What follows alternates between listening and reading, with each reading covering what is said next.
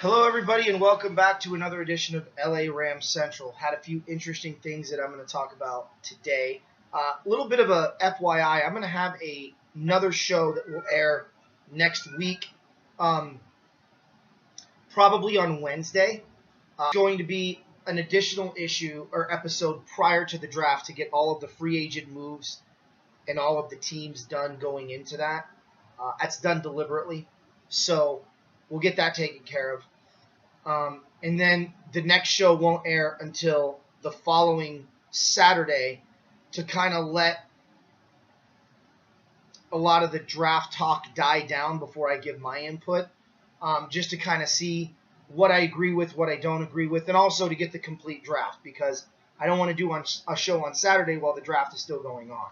So I'll do one just before the draft, so early next week, and then I won't do one until the following week. So kind of going to do things that way. Today, it's going to be about covering the rest of the AFC South and the AFC West, minus the Denver Broncos. They got enough of their coverage, and I'm going to talk a little bit about Denver when I talk about Houston for obvious reasons.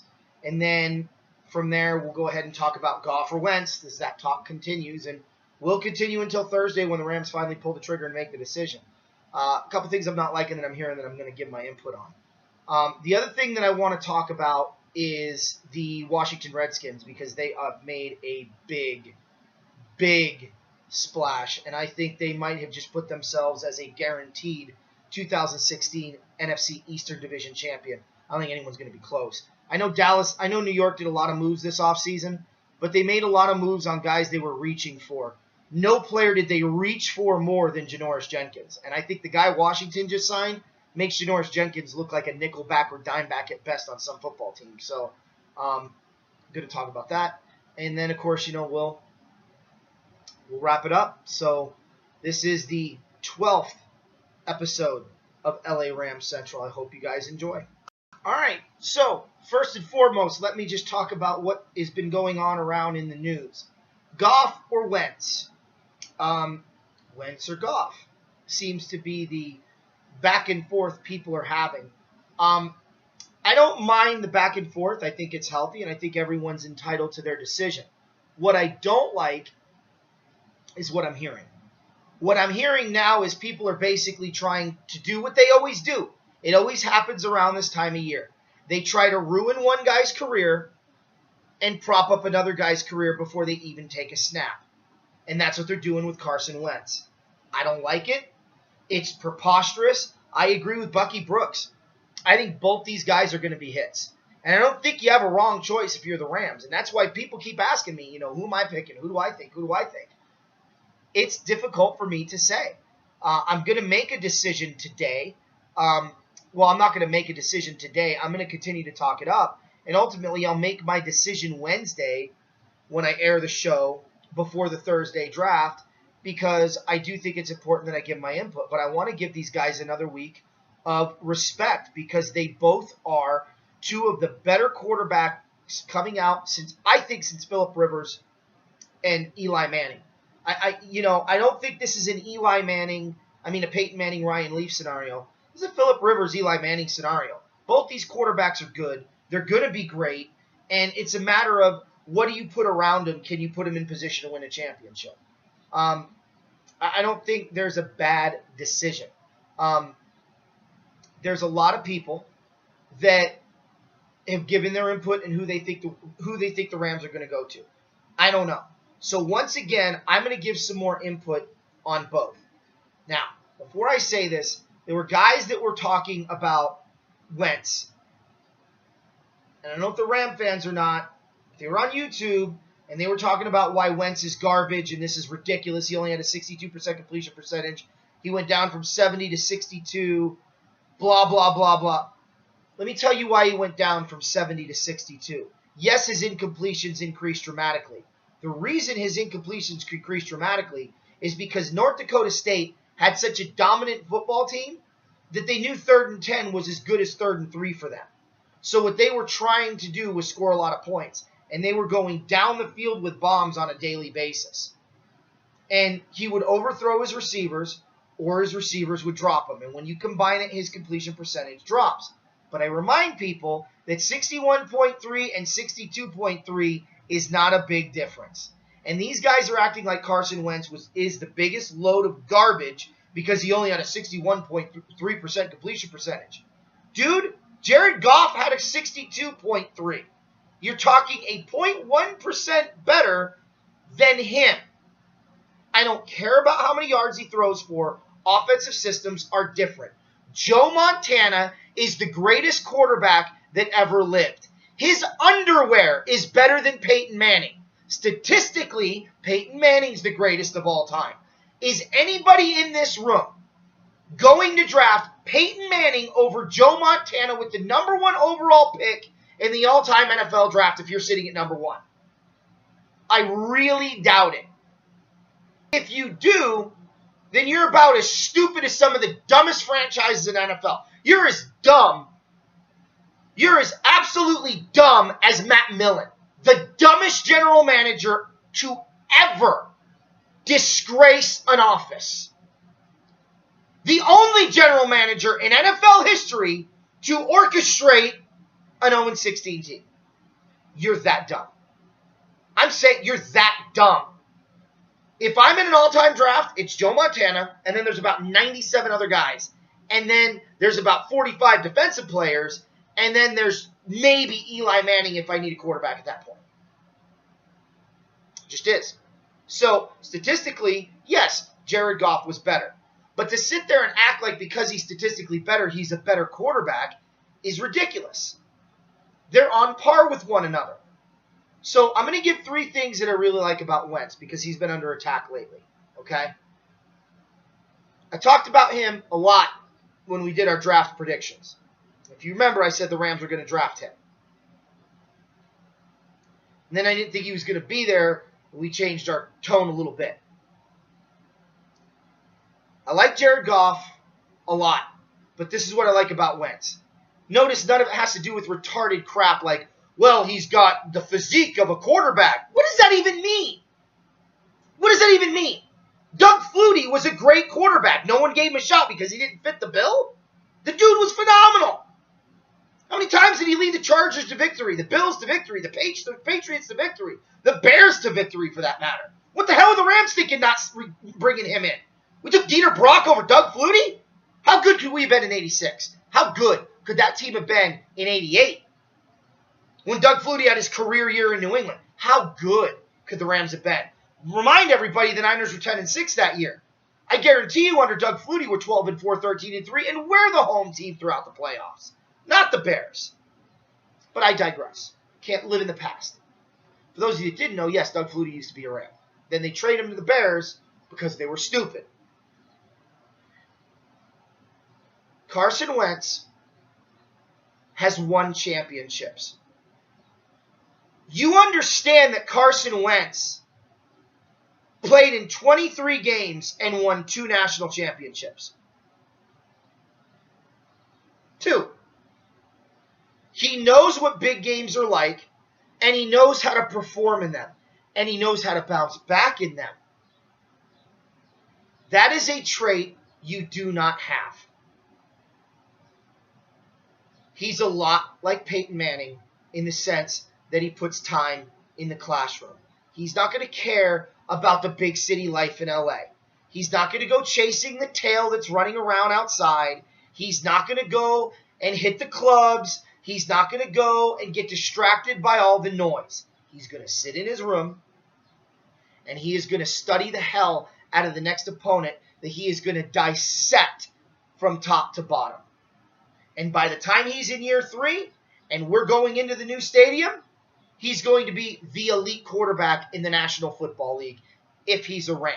Because he would have had 2 years to grow, not 2 years to learn behind some piece of garbage that doesn't know how to stay healthy in Sam Bradford.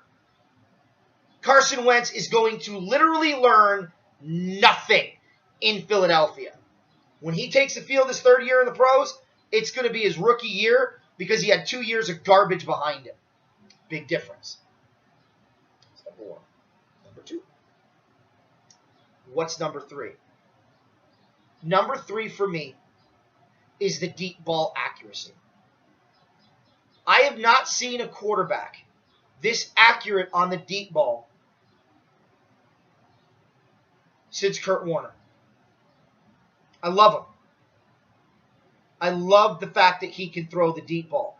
And if you think, and we're going to find out, because if you think Tavon Austin is as good as y'all think he is, because I don't, okay, I think he's a third, maybe a fourth wide receiver at best on an NFL roster.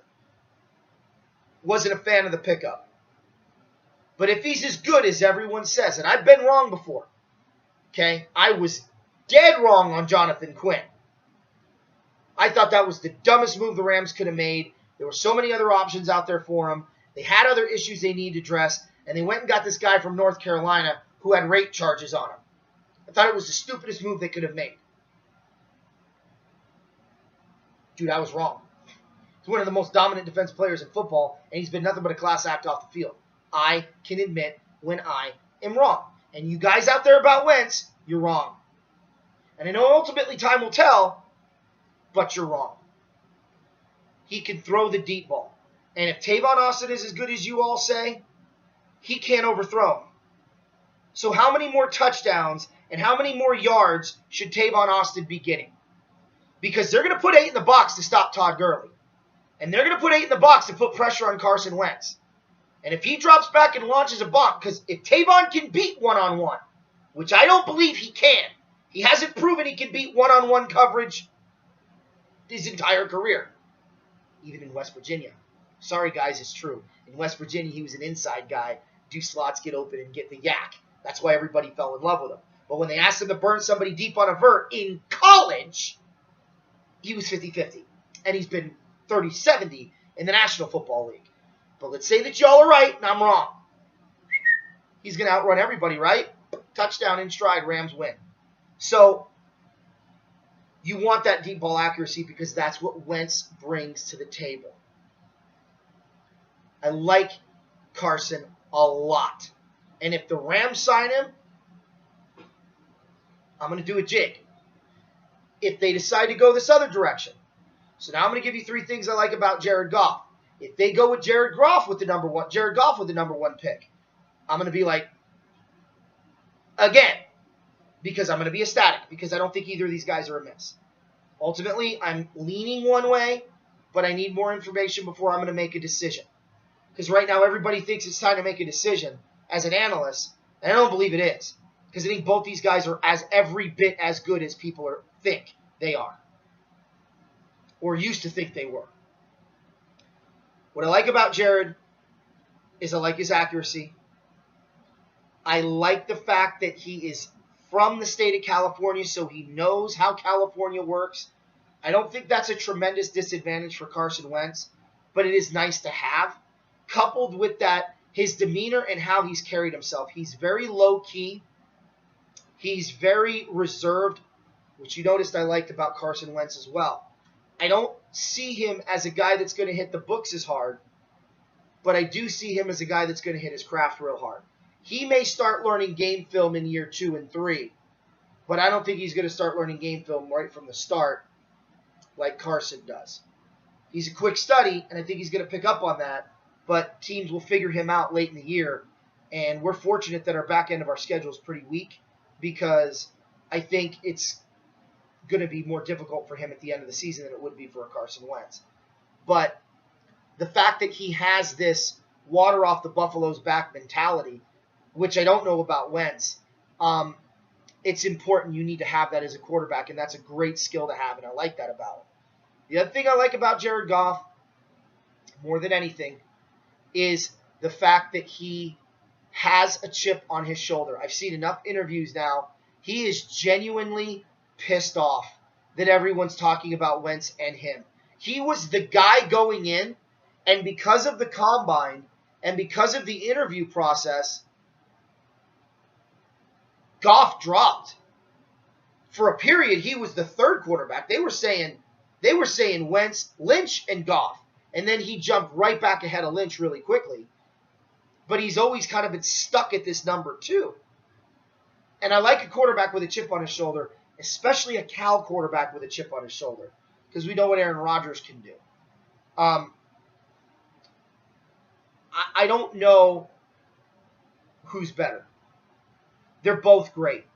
So you skeptics out there that want to pick somebody, pick somebody. That's fine. But don't then trash the other one because you think you're right and this guy can't possibly be any good. You're wrong. They're both great. They're both great. So, again, Wednesday when my show airs, I'll make my decision. I don't see a point in doing it yet. Everyone keeps asking me. I've got to do more research, guys. I can't just throw a name out there like that without really doing my homework. The one thing that this show is going to be is far and away different from every other NFL analyst and every other pretender and every other supposable legitimate NFL analyst. I don't think you can make a decision once the team, like the Rams, moved up. Everyone made the decision. Either none of them were franchise quarterbacks or there was a clear choice. It was this one or this one. There's been very few that have stayed consistent during this whole process. And I, as your sports Rams go-to person, am one of the few that has been. And I take great pride in that. There's a couple things I don't like about Goff. There's a couple things I don't like about Wentz. But all in all, when I'm doing my checklist, they're even. So I think another week of research, and I'll be in a better place to make a decision. I know where I'm leaning, so that helps. But I think it's important to get it right because I want to make sure that I give the due diligence to this process as much as was given to this process when the idea was that Dallas would have their choice of quarterbacks. Because when Dallas was sitting at number 4 and they could have gotten either one of these quarterbacks, all we were hearing was how wonderful they were. And now that it's the Rams and the Eagles, we're hearing how poor they are. Second stage, you fans of teams in the AFC South and AFC West, we're coming. All right, so here we go. First of all, I'm going to start with the Tennessee Titans. Let me start with what they did sign, and then we'll talk about, obviously, what the big trade means for them. So, Craig Stevens, tight end. Antonio Andrews, a running back. Matt Castle, I think, is a good backup. I know he didn't do well in Dallas, but traditionally, with the right tutelage, I think he could be really good. Certainly somebody that can come in and help Mariota. Ben Jones at center. Sean Spence. Byron Bell was a big pickup on the O-line for them. Antoine Blake. Rashad Johnson was a good pick. He's a good veteran. Curtis Grant, a linebacker.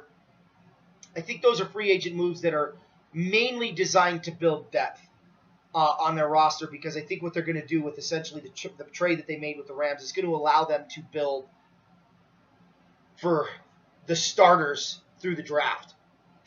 They have 2 number 1s next year. They have 1 this year that's late, but they get 2 number 2s, including their own. So really 3 number 2s. They get a number 3, which gives them 2 number 3s. So in the first 3 rounds, they're picking a lot of talent. So, and this draft is deep. This draft is about as deep as I remember. I think this draft is as deep as the '99 draft, which I think was the deepest draft since the 1985 draft. So, it's going to be fun to see what they do with those picks. I don't like the Titans. I didn't care for them ever. I liked them when they were the Oilers, but I didn't really. Once they left Houston and became the Titans, I'm like, whatever. They're a new team. It's like an expansion team. I never got interested. But this is big if you're a Titan fan, and I think it is. It is going to be the opportunity the organization needed to rebuild. Now let's see if they take advantage of it, which is the age-old question. Can they? I think they can. I don't like Malarkey. I think he's a bad coach, but I believe he's the coach there. I didn't agree with getting rid of your, what was it, Wisenhunt was your coach last year. You went with a rookie quarterback who had nothing around him. I don't know why you thought you were going to do better than you did. Malarkey is just that. He's Malarkey. You better hope your GM is the one making these picks, because if Malarkey has any say in it, then the Rams are definitely going to come out winners, even if Jared Goff or Carson Wentz turn out to be average to mid-level quarterbacks, because you got to take advantage of those picks. The Jacksonville Jaguars, the ugliest uniforms in professional football history. The assembly line uniforms, as I like to call them. See, here's my prediction. I don't know if this is true. I think the Jaguars were so strapped for cash that when they were painting the helmets on the assembly line, they shut the line off at the midpoint and said, no money, no finish. And they took the helmets off the line, and they gave us the unfinished Jacksonville Jaguar helmet. Their uniforms are horrendous. I've seen high school football teams. I've seen Pop Warner football teams with better uniforms.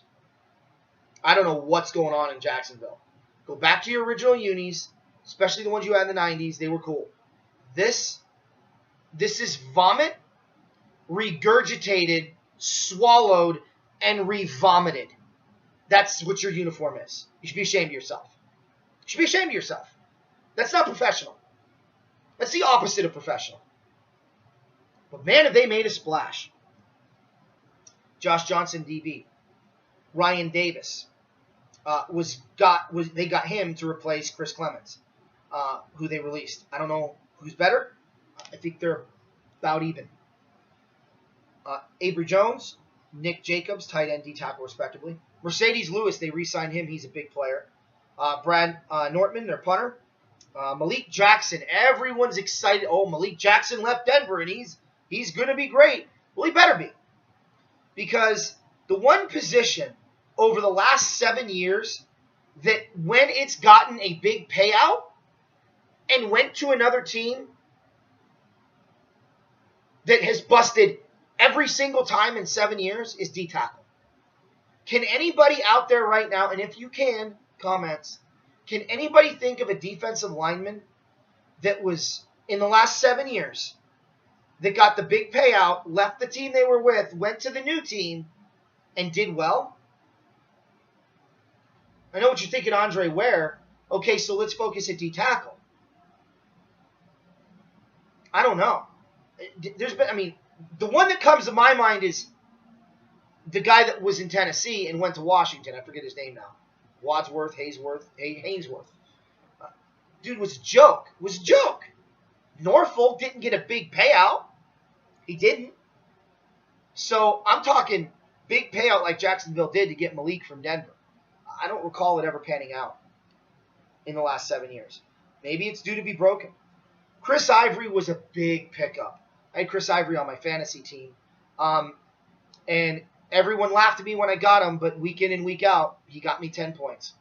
And when you are loaded at wide receiver in the NFL in your fantasy draft, you're going to do well. And I did. I made the playoffs for the first time in this particular league. I normally make the playoffs every year in the other league. But, yeah, Chris was big time for me. I like that pickup. I think the Jets lost something major there. I don't know what the Jets are doing. I don't know what the Jets are doing. But Tashawn Gibson, the safety. McKenzie, the offensive lineman. Prince Akamora. Like that pickup. A DB that's going to be solid. It's going to help that defense. And let's face it, all Blake Bortles really needs, guys, is time. That's all he needs. So, but he also needs a defense. If he can get a defense behind him that can be a little bit more consistent, all those 37 to 45 games they lost are going to be 37 to 24 wins. And, man, that's a big difference. So I love that pickup. Kelvin Beachman. They got Monty Kiffin as a defensive assistant. I think that was smart. I like Monty Kiffin. I think that's a big deal. So kudos to them. The Indianapolis Colts. I like what the Colts did here. The Colts basically looked at their head coach and said, okay, you think it was because Luck was injured, which I do. You think you have a championship caliber team the way it is right now. You just need depth in case you have injuries again next year. Okay, we're going to keep everyone in. We're going to bring in a few guys from the side to help. You better fix this. And I think Indianapolis is going to be in the playoffs next year. I genuinely believe that. Cameron Clear, tight end. Dwayne Allen, they re-signed him, tight end. Great re-sign. Scott Tolzien, backup quarterback, because they had to sign somebody because Hasselbeck retired. Jordan Todman, Patrick Robinson, a DB. Kevin Graff, the offensive lineman, and Mitchell Von Dyke, an offensive tackle. 2 tackles they signed to compete for one of those tackle positions. So those starters are going to be pushed to do their job. And if they don't, one of these guys will replace them. But the big one was Robert Turbin. Robert Turbin from Seattle. That's a big, well, I don't know if he was in Seattle last year. He might not have been. But Robert Turbin's a big pickup. That's a big back who can do a lot of damage in a short amount of time, especially in short yardage to give. Because that's where they struggled last year towards the end of the year. They got to the red zone a lot and inside the 5, and you can't ask Frank Gore at his age to pound that in anymore. So keep Gore fresh. Use Turbin in short yardage. I think it's a great pickup. Then we move to the last one that we're going to talk about in the South, the Houston Texans. Antonio Allen, safety. Big pickup. None bigger than Brock Osweiler. Let me just give a quick message. First of all, let me just make a quick statement about the Denver Broncos. I don't know what the hell they're doing. They let so much of their defense go, and they really thought they could disrespect Brock Osweiler to the degree that they did, and the dude was just going to stick around because you don't like him? Dude, you got people banging on his door saying you're a top-notch quarterback, and you've got John Elway, who, just because he was a great quarterback doesn't mean he can evaluate great quarterbacks. I will remind you, Bart Starr was a head coach in the National Football League. He got Lynn Dickey, who was a good quarterback, but how many great ones did Mr. Bart Starr miss every single year in the draft? So being a great quarterback doesn't make you a great evaluator of quarterbacks. And to sit there and disrespect the man, do you guys understand that this guy saved the Broncos' rear end? The minute he came in, and I know they were undefeated. They were undefeated in spite of Peyton Manning. When they brought him in, he beat New England. Yes, he lost to Pittsburgh, but he elevated the offense. It was obvious from day one. He has one bad game. They dump all over him, drop him to the bottom, and say, you're an average quarterback. Where was that talk and that belief system when Peyton Manning went out there and laid an egg against the Pittsburgh Steelers? Because he did. Oh, no, these are guys. Peyton Manning. And then the end of the year. So not only do you not play him in the Super Bowl, which I would have been like, peace out, I'm gone. But you got to give him credit. My buddy Eric, I'm giving you credit here, Eric. My buddy Eric said you can't blame him. He played the game. He knew he was leaving the minute Denver made that decision, but he played the game, and he played the game well. He got an offer, so he could use it against Denver to give him a way out, or Denver could match it, which he knew they weren't going to do. And why do you know they weren't going to do it? Because of the way they were treating him during retirement. When Peyton Manning was retiring, he wasn't communicated with. Denver didn't turn around and say, look, you're a guy. We just got to let this announcement process happen. He's not coming back. Even if he does, we're not going to sign him, which would have been the right thing to do. Do you guys realize, do you understand right now, has this sunk into anybody in the NFL Network, anybody on ESPN? Right now, it's obvious. John Elway tipped his hand. If Peyton Manning wanted to play another year, he was going to start him. He was going to sign Peyton Manning to another season. Do we understand that that's what just happened? So Brock said, I'm done. You've disrespected me not once, not twice, but 3 times. What are the 3 times? Benching me against San Diego. Dick move, Denver. Dick move. Number 2, not giving me an opportunity to finish what I started. Right? By the offseason, not naming me the quarterback and basically telling me I needed to take, and I hate this statement. If I hear anybody make this statement, I'm going to reach into the screen and choke them to death on national television. Do not call 20 million or 10 million or 5 million middle class pay. I am a teacher. That is beyond the pale. It is not middle class money. You better find a new term. But to sit there and say he's a middle of the road quarterback, is preposterous. Dick move number 2. Number 3 is the realization that he had that they weren't waiting for Peyton Manning to announce his retirement. They were waiting to see if he was going to come back and be their starter, which is something he knew that we all didn't, that I put together now, which is scary. So yeah, he left. And good for him. But what really drives me crazy is the amount of people that keep saying, why would you leave Denver and go to Houston? Denver has the best defense in football. No, they don't. No, they don't. How many guys do they have to lose before you go, maybe Denver has a drop-off? They've lost way too much talent on that side of the ball. And now, Mark Sanchez, okay, put the kids away. Put the kids away. Mute it. Please. Mark Dirty Sanchez, you can unmute me, is not the answer in Denver. He's not the answer to anybody in the NFL. He's not. He's garbage. He's every bit as bad as he was draft day. You talk about a guy with bust written all over his face. It isn't Carson Wentz.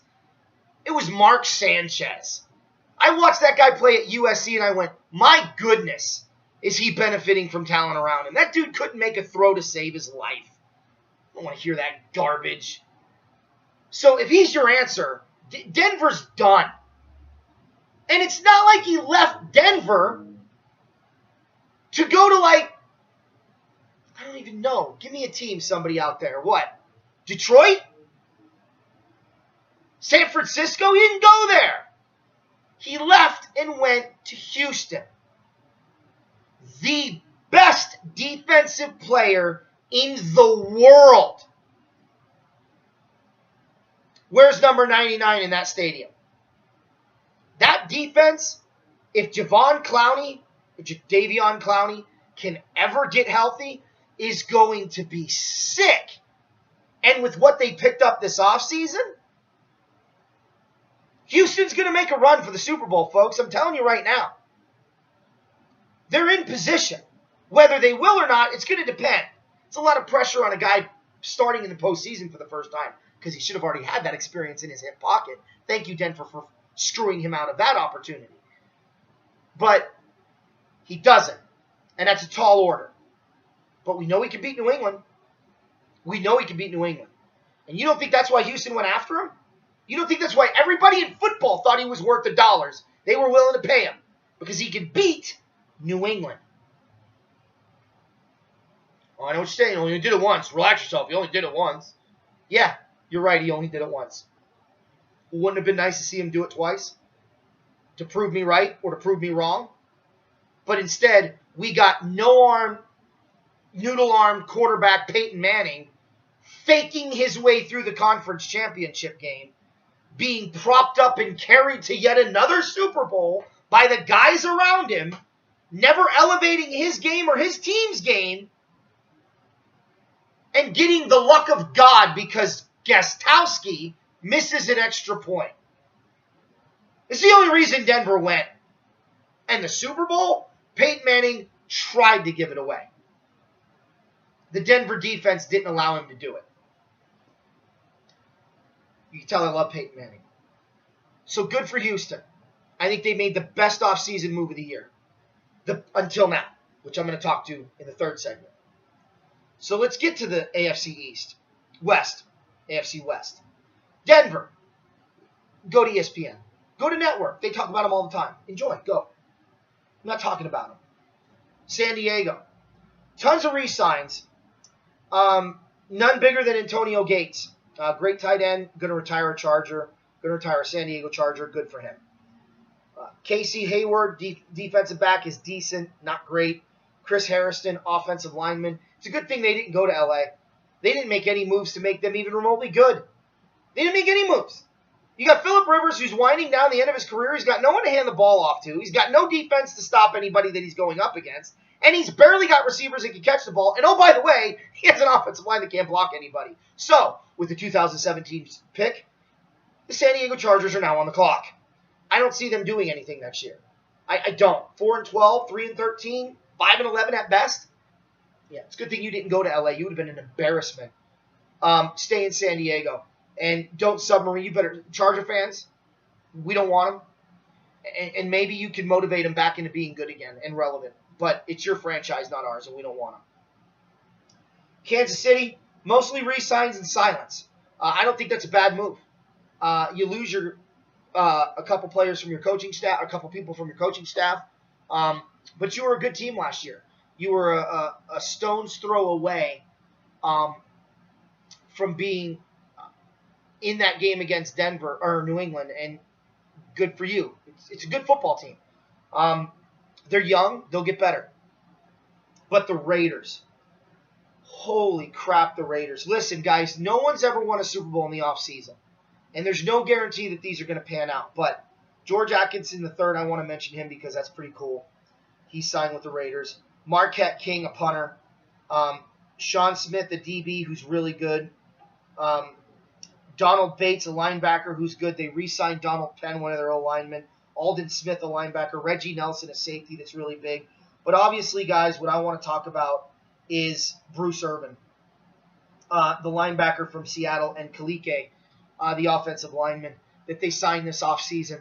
Those are huge on each side of the ball. Their linebacking core is already better than last year, not just because they got Bruce Irvin, but because of Alden Smith, who will be back from the suspension, and Kalike. So on the O-line is just gonna continue to protect David Carr.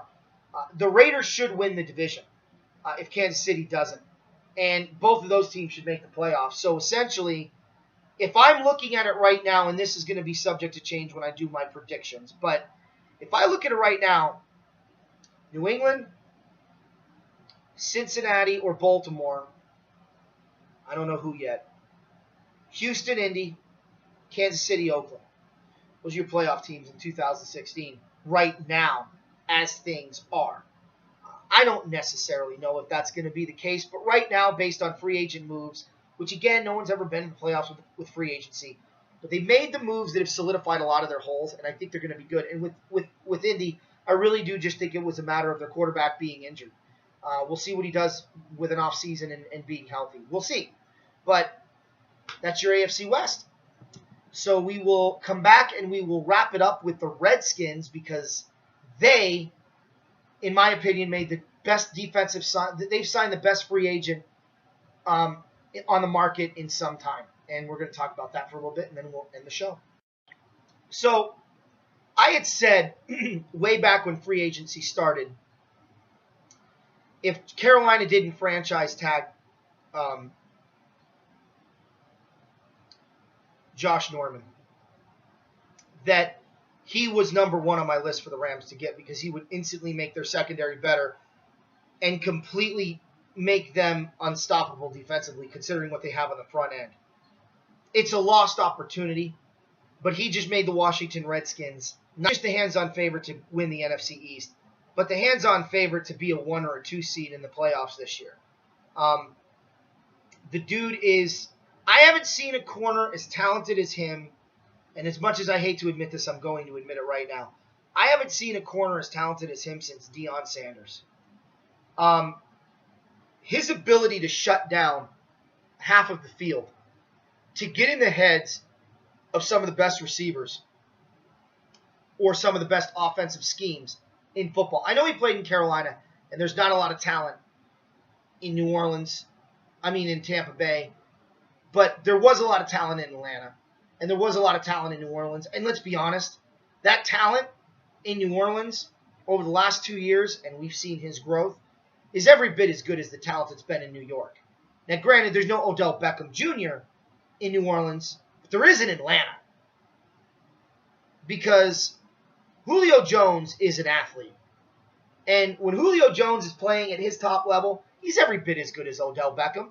Every bit as good. And statistically, that's been proven. You look at his stats, compare them. They're not that different. He doesn't have the flashy catch on prime time that gives him the notoriety. That's the only difference. Dez Bryant is an animal. It's a different animal. He hasn't seen that consistently. He will. And I think he will do just fine. What he gives the Washington Redskins is coverage sacks, which is something they really needed against well, not just Carolina when they played them, but Green Bay in the postseason. That wild card game was bad, and they did not have a lot of coverage sacks, and they didn't have a lot of pressures, and it hurt them bad. Now they do. And with Kirk Cousins having another one-year contract to prove his worth, I like what the Redskins have done. And I've seen a few mock drafts that have Kelly slipping to the second round. The Redskins are not going to pass up on the next Russ Grimm. They're not. Or the next Jeff Bostic. Or as I've said, the next Mike Webster. Because I haven't seen I have not seen a center. I've not seen a center this good since Mike Webster. I know what you're thinking, well, how often do you really watch O-line play? Well, being a former running back and an offensive coordinator, and a guy that likes to run the rock, I watch the line like a hawk. And when you have guys that can cross-block and get angles and seal, or you've got centers that can pull and trap, or you've got guys that can pull, instep, go into the hole and lead block and cut in on a linebacker, creating a seam, there's nothing better to watch. Offensive line play, when it does its job, is something beautiful.